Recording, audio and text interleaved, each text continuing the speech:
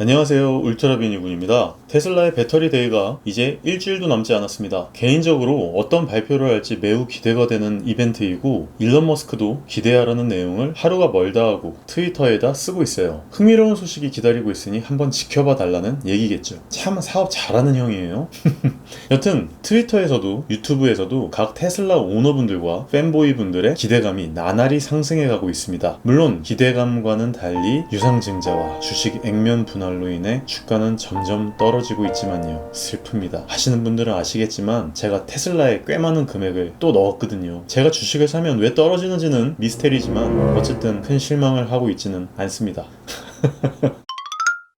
어쨌든 배터리 데이에 대해 살펴보겠습니다. 애플의 월드와이드 디벨로퍼스 컨퍼런스가 있죠. 삼성의 언박싱 데이가 있고요. 각 브랜드들의 특정한 날에 본인들이 만든 프로덕트들을 멋들어지게 프레젠테이션 하는 것이 이 시대의 유행이 된 거 보면 애플 스티브 잡스옹의 영향이 참 컸던 것 같습니다. 테슬라도 비슷하게 따라갑니다. 테슬라가 예전에 모델 3, 로드스터, 모델 Y를 발표했을 때도 사이버 트럭 행사 때도 모두 그럴싸한 계획을 갖고 재미있는 해프닝을 벌이면서 행사를 진행합니다. 이번에도 역시 굉장히 기대하라는 내용을 일론 머스크 형이 트윗질을 하고 있으니까 어떻게 발표할지만 팝콘 먹으면서 기다리고 있으면 되겠습니다. 팝콘 각이죠.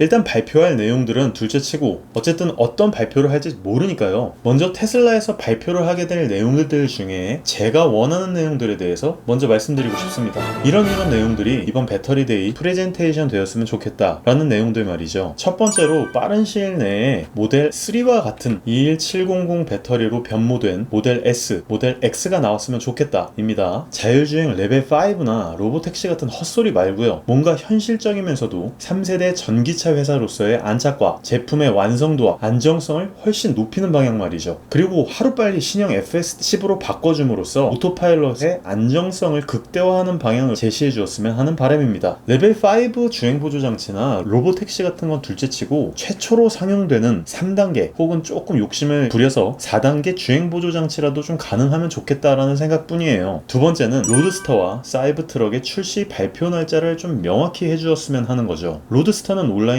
뿌려진 떡밥이 너무 많고 사이버트럭 역시 3%의 크기를 줄였다, 발표했을 당시에 뒤에 들어가는 모터바이크의 판매는 안 한다 등등 루머만 무성하지 공식적인 테슬라발 기사는 전혀 없거든요. 또한 전기 트레일러인 세마이는 도대체 어떻게 되어가고 있는 것인지 새로운 모델들에 대한 떡밥은 뿌려놓고 회수를 안 하니까 답답합니다.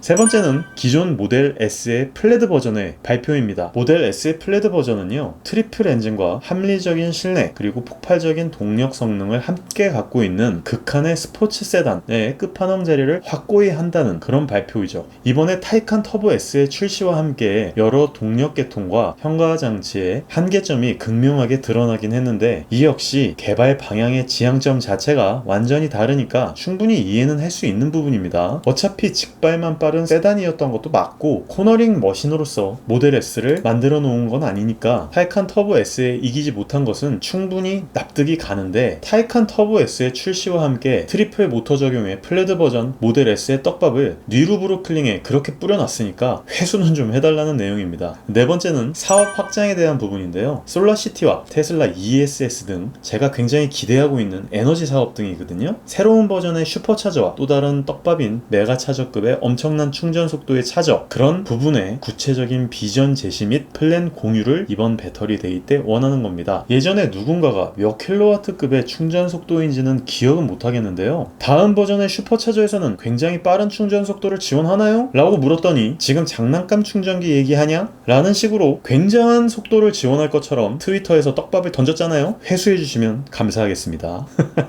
왜냐하면 모델 S의 전압은 400V로 150kW급의 속도가 한계거든요. 21700 배터리 팩의 모델 3의 전압은 제가 정확하게 잘 모르겠는데 아무리 찾아봐도 구글링에서 안 나오더라고요. 크게 모델 S와 차이가 나지 않는 것으로 알고 있어요. 하지만 이미 800V의 타이칸이나 900V의 루시드 에어가 발표를 한 상태라 이미 많은 분들이 차저의 속도만 올려봐야 충전 속도를 받아들이지 못한다는 것은 이제 너무나 잘 알게 되었죠. 전화해모신 저조차도 이제는 알 수 있는 상황이니 대다수의 분들이 아실 수 있을 겁니다. 현재 모델 시리즈들은 받아들일 수 있는 배터리 배터리가 아니니까 말이에요. 여기까지가 제가 원하는 발표 내용인데 여태까지 나온 팩트들을 체크해 보도록 할게요. 사실 팩트래 봐야 여러 기사들이 써놓은 예상 기사일 뿐입니다. 전고체 배터리를 통해 굉장히 안정적이고 급속 충전에 대비된 배터리를 양산해낸다. 그리고 중국의 CATL사와 합작하여 배터리들을 대량 생산하여 생산 쪽 효율을 극대화한다는 전략도 보여지고 있는 것 같은데, 이 부분이 아마 많이 얘기가 나오고 있는 로드런너 프로젝트일 것 같아요. 아무래도 많은 전기차를 보급하려다 보면 필연적으로 배터리를 자체 개발해야만 외부의 이슈 상황들 속에서도 묵묵히 전기차를 대량 생산해낼 수 있을 테니까요. 일런이 말하고자 하는 건 이슈가 많은 배터리의 원료인 코발트를 없애는 쪽으로 배터리의 생산 비전과 생산 공정을 잡은 것 같고, 제가 알고 있기론 실제 생산 시작은 독일에 있는 기가팩토리 4에서부터 출발한다고 알고 있어요. 또한 이건 다른 얘기긴 한데 약간의 밀도는 떨어지지만 리튬 인산철 배터리를 대량으로 생산할 수 있는 라인을 만들고 그 공장을 또 다른 곳에 새로 짓는다는 것, 이 부분에 대한 내용이 배터리 데이에서 주요한 내용으로 예상되더라고요. 얼마 전에 테슬라에서 6조 정도의 유상증자를 했죠.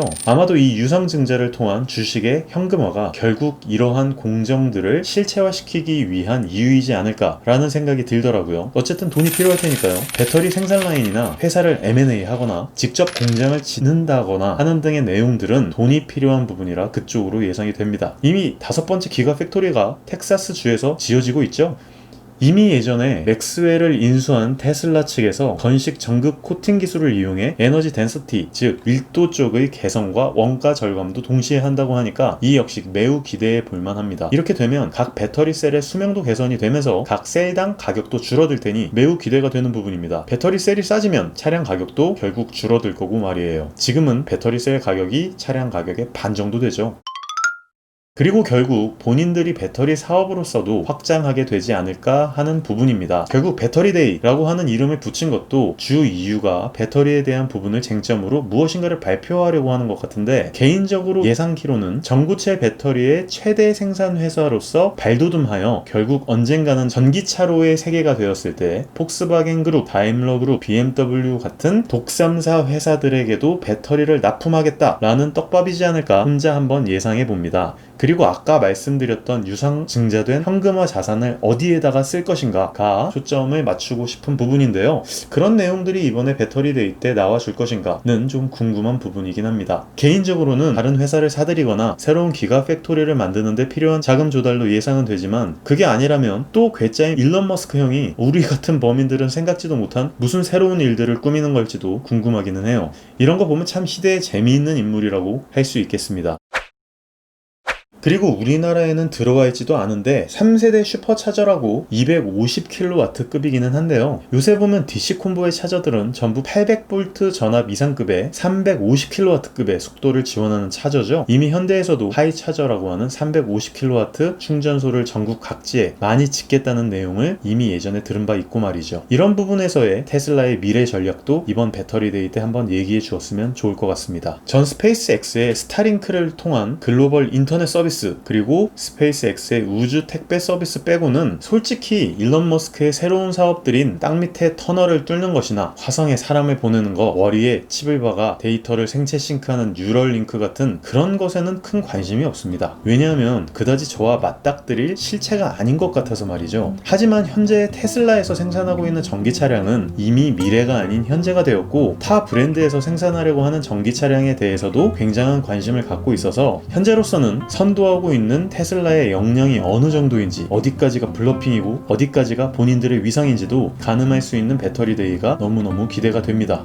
전 현재로서는 평범한 유저의 입장으로서 더 빨리 충전되고 더 멀리 가고 더 안정적인 소프트웨어를 갖고 차량으로서는 더 빠르고 더 가벼워서 운동 성능까지 빵빵하지만 안정적인 오토파일럿을 갖고 있는 그런 차량을 원할 뿐입니다.